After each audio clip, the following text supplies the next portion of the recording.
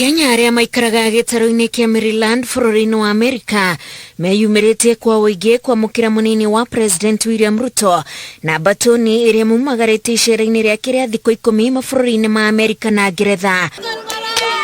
Amwe arĩa maramũkĩra Ruto mehumbĩte nguo cia kĩama kĩa UDA kĩrĩa mũnini wa President augĩte akahũranĩra gĩturwa kĩa ũpresident nakĩo.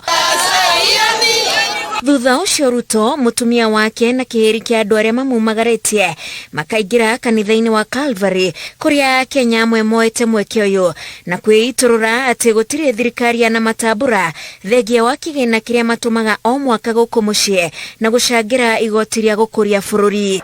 So what we do every time we receive money, Bwana Deputy President, our families, our economy, it goes there.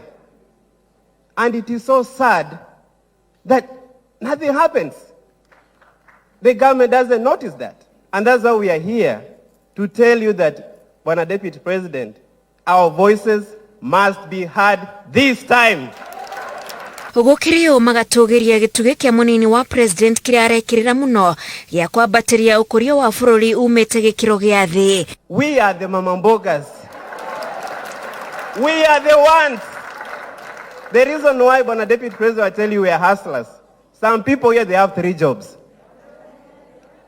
We have houses, we have apartments or houses, but you don't sleep in them. Mamwe ma mathĩna marĩa Akenya aya maikaraga Amerika moigĩte macemanagia namo nĩ ta gũkungio wara nĩ andũ arĩa mehokaga mamarũgamĩrĩre harĩ tabarĩra iria mekaga gũkũ Kenya, na ũguo mũnini wa President akamerĩra angĩkanatuĩka President nĩ gũkagathĩkwo mĩtaratara mĩgacĩru ya gũtigĩrĩra iroto cia Akenya nĩ ciahinga mategũkungio wara. As part of the Kenya Kwanza economic plan, you will be able to buy a house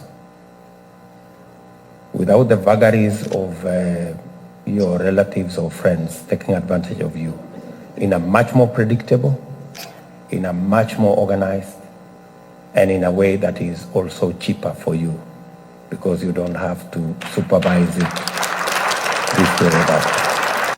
The agenda for UDA has been, how do you tackle both political and economic exclusion, hence the bottom-up philosophy. That I will push for Senate to have a committee on diaspora and for also National Assembly. So that's beyond a caucus.